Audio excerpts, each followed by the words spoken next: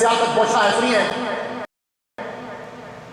18,000 سال لگے اور ہمیں پتہ نہیں چلا کہ کتنی مدت لگی. ابھی یہ امریکہ والے کائنات کی عمر کو ماپ رہے ہیں کہ کتنی عمر ہو چکی ہے، اور اگر کسی کی نالج اپ ڈیٹ ہے تو بیچ میں ایک گیپ ہے. ان کو وہ گیپ کا پتہ نہیں چل رہا کہ گیپ کیوں ہے، عمر پوری نہیں ہو رہی، وہ بیچ میں کہیں کائنات رک گئی ہے. میں نے کہا مجھ سے پوچھ، میں نبی کے گھر کا نوکر ہوں، مجھ سے بڑا سائنسدان ہوں، مجھ سے پوچھ. جب میرا نبی معراج پہ جا رہا تھا تو خدا نے کہا تھا سورج رک، چاند رک، زمین رک، اے اسرائیل تو بھی رک، جبرائیل تو بھی رک، میکائیل تو بھی رک. سارے روک دیے. آپ مصطفیٰ تو چل. تم کو کہ مختار سمجھ نہیں آئی، میں سمجھاتا ہوں. چلو ہم واپس ذرا گجرات، واپس چلو ذرا جلال پور جیتا. پھاٹک آ گیا، پھاٹک بند گڈی آ رہی ہے، ٹھکا ٹھک ٹھکا ٹھک ٹھکا ٹھک. اسی گڈی لے کے رکے ہیں، کار ساری رکی ہے، مصیبت پئی ہے. تو یار پھاٹک بند کرنے والے مجھے جانے دے. بولا نہیں گاڑی آ رہی ہے.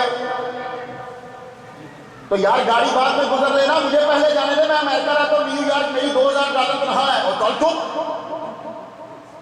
گاڑی تجھ سے اہم ہے، تو رک، گاڑی جائے گی.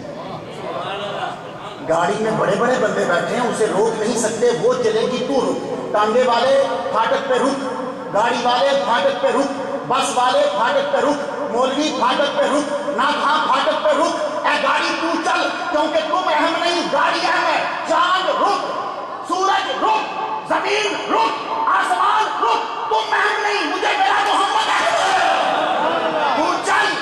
میرا نبی چلا. جب کائنات رک گئی تھی، امریکہ والوں تمہیں کیسے پتا چلے گا کہ کائنات کی عمر کتنی ہے؟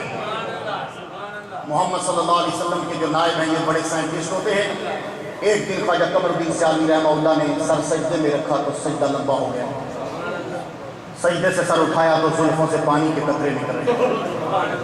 کسی نے پوچھا حضور سجدہ طویل اور پانی کے قطرے، وضو تو کیے بڑی دیر ہو گئی ہے. بولے ابھی مدینے سے آیا ہوں، مدینہ کی ٹوٹیوں سے وضو کیا تھا، یہ زلفوں میں مدینے کا پانی نچڑ رہا ہے. میں تم سے پوچھتا ہوں، آج کے امریکہ میں رہ کے ولیوں پہ اعتراض کرنے والوں، ایف بی آئی تم سے سٹیزن شپ واپس لے لے گی. یہ اتنے بیوقوف آدمی ہیں امریکہ میں رہ کے ولی کے مکان کو نہیں سمجھ پا رہے. اگر اسٹار وار کی فلم بن رہی ہے تو سمجھ جاؤ کہ کہیں کوئی سچ ہے. اور جو دنیا آج کرے گی ولی کامل پہلے کر چکے ہوتے ہیں.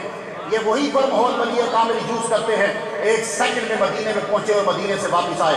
خواجہ قمر الدین سیالوی رحمہ اللہ نے 1946 کے اندر ٹو ووٹ فار پاکستان کے لیے تحریک چلائی.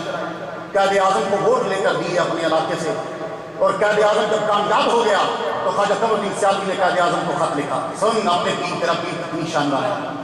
خواجہ قمر الدین سیالوی نے قائد اعظم کو لیٹر لکھا، قائد اعظم تجھے مبارک ہو، پر ایک بات یاد رکھ، قمر الدین نے اس لیے تحریک نہیں چلائی کہ وہ لیڈر بن جائے.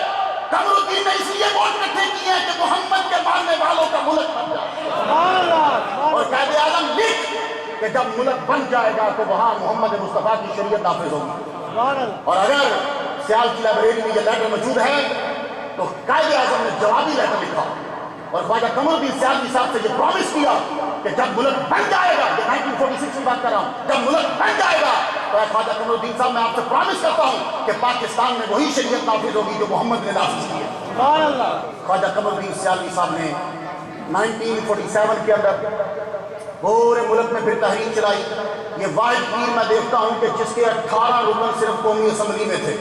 18 ممبر کسی کے ہو جائیں ہلا کے رکھ دے. خواجہ قمر الدین سیالوی صاحب کے 18 ممبر قومی اسمبلی میں. اور انگریز کو تو بڑے چپتے تھے خواجہ قمر الدین سیالوی صاحب. انگریز کی سازش کیا ہوتی تھی کہ انگریز کو جو چپتا تھا پہلے اس کو گراتا تھا، گرتا نہیں تھا تو پھر اس کو چڑھا دیتا تھا. یہ اس کی سازش ہوتی ہے، پہلے گراتا ہے، وہ نہ پیکے تو پھر اس کو چڑھا دیتا ہے. خواجہ قمر الدین سیالوی صاحب کو انگریز نے ٹائٹل دیا ہے ہز ہولینس، شاید آپ کے نالج میں ہو. یہ انگریز کی طرف سے انگریز راج نے خواجہ قمر الدین سیالوی کو ہز ہولینس کا ٹائٹل دیا. اور میرا اگلا جملہ سنو سیال لجپال کے ماننے والوں، خواجہ قمر الدین سیالوی صاحب کے پاس جب راج کا لیٹر پہنچا آپ نے اسی وقت لیٹر کو آگ لگا دی. کہا مجھے تیرا ٹائٹل نہیں چاہیے، مجھے محمد کا ٹائٹل چاہیے. اس نے پکڑ کے خواجہ قمر الدین سیالوی صاحب کو جیل میں ڈال دیا. راج نے، انگریز راج نے جب جیل میں ڈالا اور آپ جیل میں رہ کے بھی تبلیغ کرتے رہے، بہت تبلیغ کی آپ نے، دین کو آپ نے پھیلایا. اور توجہ اتنی کی کہ آپ کا فیض اس وقت آپ کو ہر جگہ جو ہے وہ نظر آتا ہے. امریکہ میں رہ کے بھی آپ ان کا فیض جو ہے وہ سن رہے ہو. خواجہ قمر الدین سیالوی صاحب، میں ایک دن سوچ رہا تھا پردادا شمس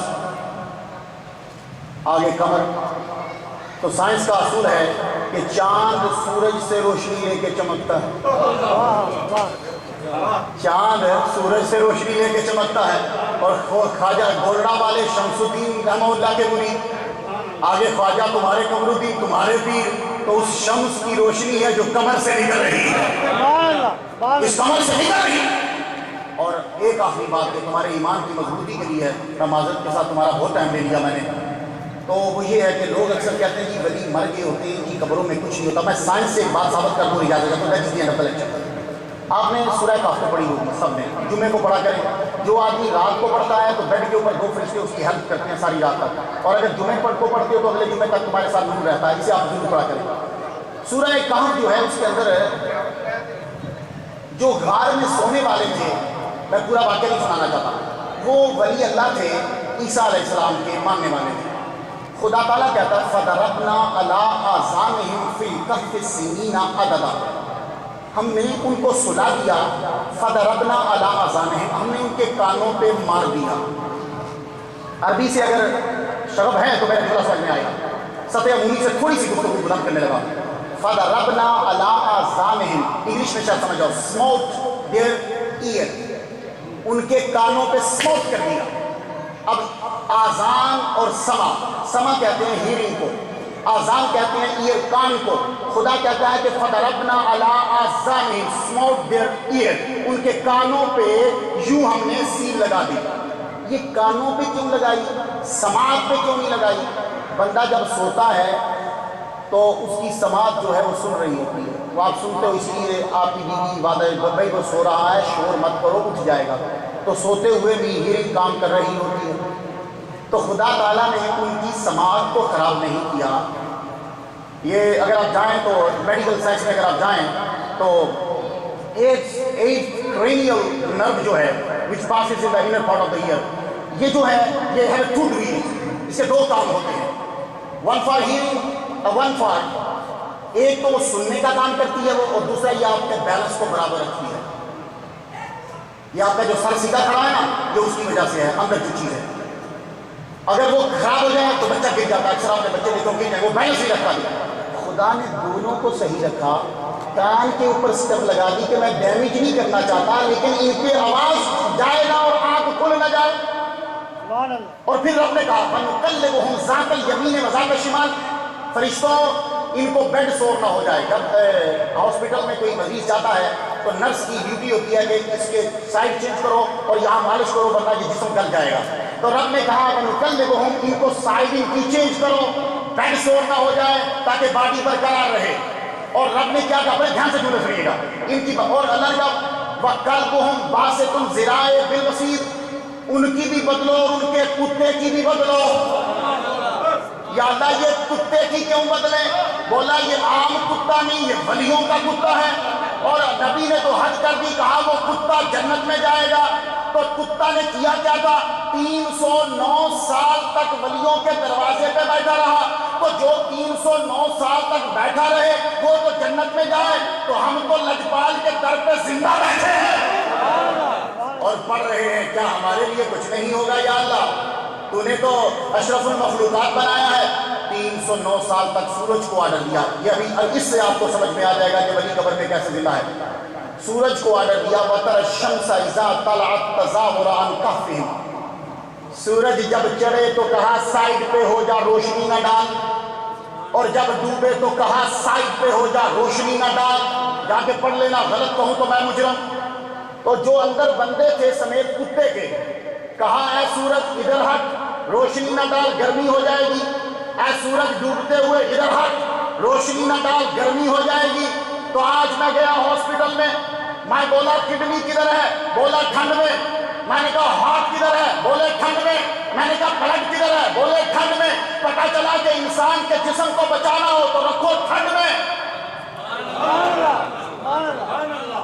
تو خدا نے سورج سے کہا اندر اللہ کے ولی لیتے ہیں، ان کا جسم خراب نہ ہو جائے، اے سورج ادھر ہو جا. وہ رہے ٹھنڈ میں اور جب ڈوبنے لگے تو ادھر ہو جا، وہ رہے ٹھنڈ میں۔ 309 سال کے بعد وہ اٹھے تو سب سلامت تھا۔